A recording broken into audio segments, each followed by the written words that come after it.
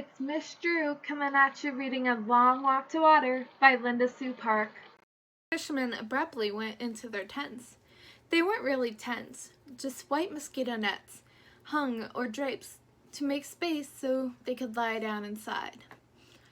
Not one fisherman stayed to talk or eat more or do anything else. It was almost as if they all vanished at the same moment. Only a few minutes later, mosquitoes rose up from the water, from the reeds, from everywhere. Huge dark clouds of them appeared, their high-pitched whine filling the air. Thousands, maybe millions of hungry mosquitoes massed so thickly that in one breath, Salva could have ended up with a mouthful if he wasn't careful. And even if he was, they were everywhere, in his eyes, nose, ears, on every part of his body. The fishermen stayed in their nets the whole night long. They had even dug channels from inside the nets to just beyond them so they could urinate without having to leave their little tents. It didn't matter how often Salva swatted at the mosquitoes, or that one swat killed dozens at a time.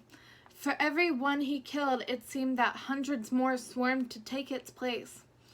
With their high singing whine constantly in his ears, Salva slapped and waved at them in frustration all night long.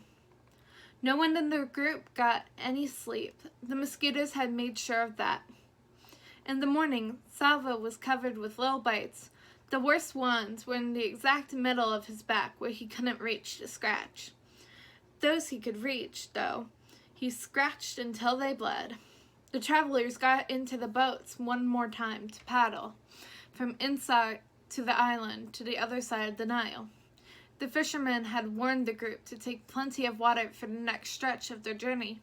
Salva still had the gourd that the old woman had given him. Others in the group had gourds too, or plastic bottles, but there were some who did not have a container. They tore strips from their clothing and soaked it in a desperate attempt to carry at least a little water with them. Ahead lay the most difficult part of their journey, the Abuk Desert. Chapter 9, Southern Sudan, 2008. Nai's family had been back in the village for several months the day the visitors came. In fact, it was nearly time to leave for camp again. As the jeep drove, most of the children ran to meet it. Shy about meeting strangers, Naya hung back. Two men emerged from the jeep. They spoke to the biggest boys, including Naya's brother, Depp, who led them to the home of the village chief, his and Naya's uncle. The chief came out of his house to greet the visitors. They sat in the shade of the house with some of the other village men and drank tea together and talked for a while. "What are they talking about?" Naya asked Depp. "Something about water," Depp replied. "Water?" The nearest water was the pond, of course, half a morning's walk away. Anyone could have told them that. Southern Sudan, 1985. Salva had never seen anything like the desert. Around his village, Lunark, enough grass and shrubs grew to feed the grazing cattle. There were even trees, but here in the desert, nothing green could survive except tiny evergreen acacia bushes, which somehow endured the long winter months to almost no water. Uncle said it would take 3 days to cross the Abuk. Salva's shoes stood no chance against the hot, stony desert ground. The soles, made from rubber tire treads, had already been reduced to shreds, held together with a little leather and a great deal of hope. After only a few minutes, Salva had to kick off the flapping shreds and continue barefoot. The first day in the desert felt like the longest day Salva had ever lived through. The sun was relentless and eternal. There was neither a wisp of a cloud nor a whiff of a breeze for relief. Each minute of walking that had arid heat felt like an hour. Even breathing became an effort. Every breath Salva took seemed to drain energy rather than restore it. Thorns gored his feet. His lips became cracked and parched until Uncle cautioned him to make the water in his gourd last as long as possible. It was the hardest thing Salva had ever done, taking only tiny sips when his body cried out for huge gulps of thirst-quenching, life-giving water. The worst moment of the day happened near the end. Salva stubbed his bare toe on a rock, and the whole toenail came off. The pain was terrible. Salva tried to bite his lip, but the awfulness of the never-ending day was too much for him. He lowered his head, and tears began to flow. Soon he was crying so hard he could hardly get his breath. He could not think, he could barely see. He had slowed down, and for the first time on the long journey, he began to lag behind the group. Stumbling about blindly, he did not notice the group drawing further and further ahead of him. As if by magic, Uncle was suddenly at his side. "Salva Mawin Dunt Ark," he said, using Salva's full name loud and clear. Salva lifted his head, the sobs interrupted by surprise. "Do you see that group of bushes?" Uncle said, pointing. "You need only to walk as far as those bushes. Can you do that, Salva Mawin Dunt Ark?" Salva wiped his eyes with the back of his hand. He could see the bushes. They did not look too far away. Uncle reached into his bag. He took out the tamarind and handed it to Salva. Chewing on the sour, juicy fruit made Salva feel a little better. When they reached the bushes, Uncle pointed out a clump of rocks ahead and told Salva to walk as far as the rocks. After that, a lone Arcadia. Another clump of rocks, a spot bare of everything except sand. Uncle continued this way for the rest of the walk. Each time he spoke to Salva using his full name. Each time, Salva would think of his family and his village, and he was somehow able to keep his wounded feet moving forward one painful step at a time. At last, the sun was reluctantly forced from the sky. A blessing of darkness fell across the desert, and it was time to rest. The next day was a precise copy of the one before. The sun and the heat, and worst of all, to Salva's mind, and landscape that was utterly unchanged. The same rocks, the same Arcadias, the same dust. There was not a thing to indicate that the group was making any progress at all across the desert. Salva felt as if he walked for hours while staying in exactly the same place. The fierce heat set up shimmering waves that made everything look wobbly. Or was he the one that was wobbling? That large clump of rocks up ahead, it almost seemed to be moving. It was moving. It was not rocks at all. It was people. Salva's group drew nearer. Salva counted 9 men. All of them collapsed on the sand. One made a small, desperate motion with his hand. Another tried to raise his head but fell back again. None of them made a sound. As Salva watched, he realized that 5 of the men were completely motionless. One of the women in Salva's group pushed forward and knelt down and opened her container of water. "What are you doing?" a man called. "You cannot save them." The woman did not answer. When she looked up, Salva could see tears in her eyes. She shook her head, then poured a little water onto a cloth and began to wet the lips of one of the men on the sand. Salva looked at the hollow eyes and cracked lips of the men lying on the hot sand, and his own mouth felt so dry that he nearly choked when he tried to swallow. "If you give them your water, you will not have enough for yourself," the same voice shouted. "It is useless. They will die, and you will die with them." Chapter 10, Southern Sudan, 2008. The men finished their meeting. They all stood and walked past Naya's house. Naya joined the crowd of children following them. A few minutes' walk beyond their house, there was a tree, and the men stopped at the tree, and the strangers talked to Naya's uncle some more.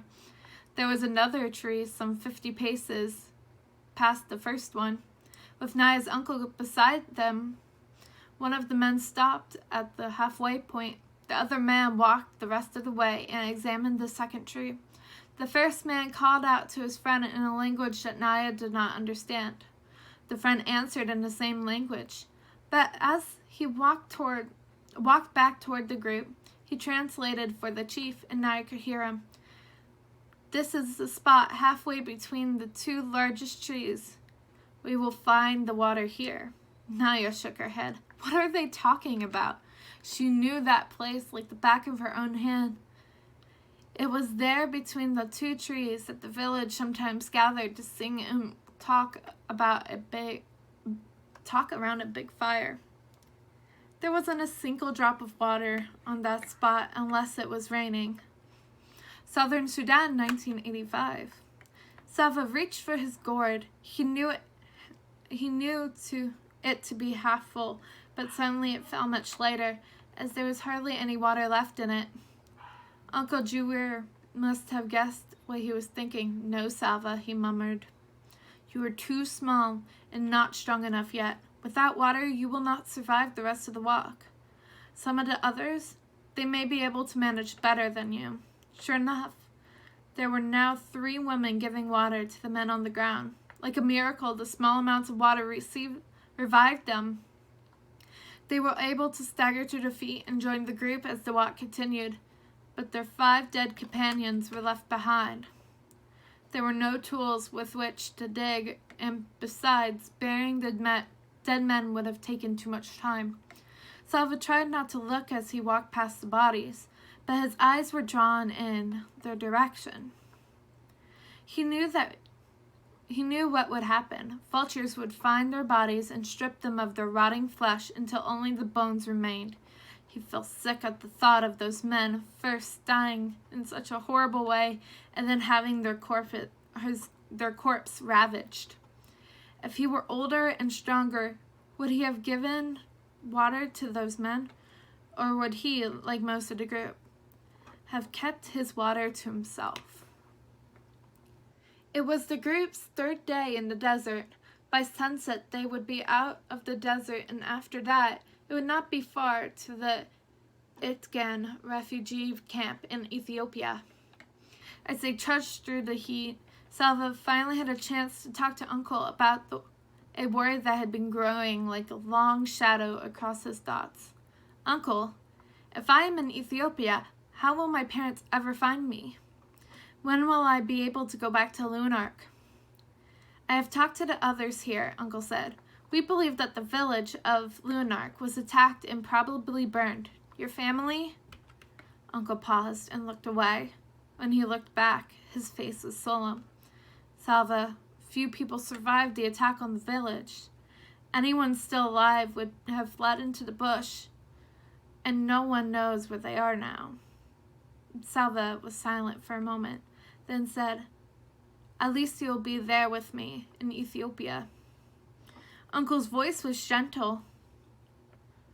"No, Salva, I'm going to take you to the refugee camp, but then I will return to Sudan to fight in the war." Salva stopped walking and clutched at Uncle's arm. "But Uncle, I will have no one. Who will be my family?" Uncle gently loosened Salva's grip so he could take the boy's hands in his. "There will be many other people in the camp. You will become friends with some of them. You will make a kind of family there. They too will need people they can depend on." Salva shook his head, unable to imagine what life would be like in the camp without Uncle. He squeezed Uncle's hands tightly. Salva stood quietly and said nothing more. "He knows it will be hard for me," Salva realized. "He does not want to leave me there, but he has to go back and fight for our people, and I mustn't act like a baby. I must try to be strong." Salva swallowed hard. "Uncle, when you go back to Sudan, you might meet my parents somewhere. You could tell them where I am, or you could talk to those people you meet and ask where the people of Lunark are right now." Uncle did not answer right away. Then he said, "Of course I will do that, nephew."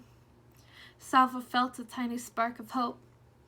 With Uncle looking for his family, there was a chance they might all be together one day. No one in the group had eaten anything for 2 days. Their water was nearly gone. Only the vision of leaving the desert kept them from moving through the heat and dust. Early that afternoon, they came across the first evidence that the desert was receding. A few stunted trees near a shallow pool of muddy water. The water was unfit to drink, but a dead stork lay by the pond's edge.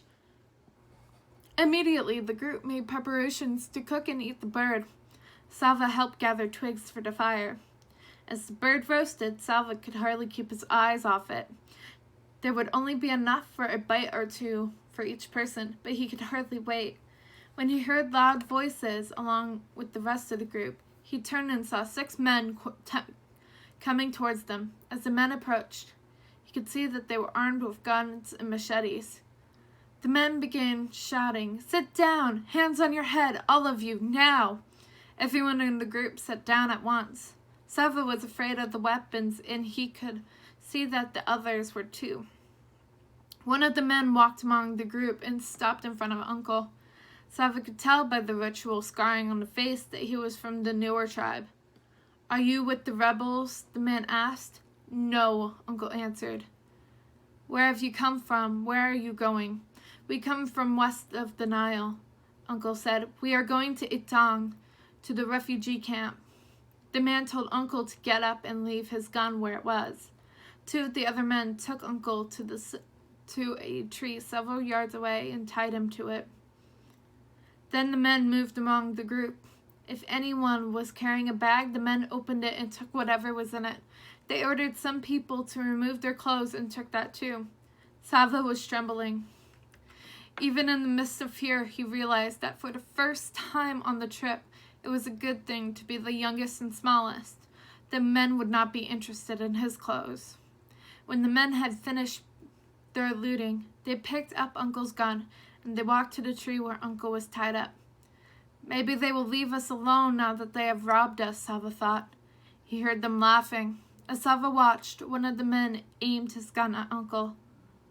3 shots ran out. Then the men ran away. That's really sad, guys. I'm holding back tears here. So we're going to leave it at that sad thought. And we're going to come back to the next part real soon. So I hope you guys enjoyed this reading. And stay healthy, everyone. Bye.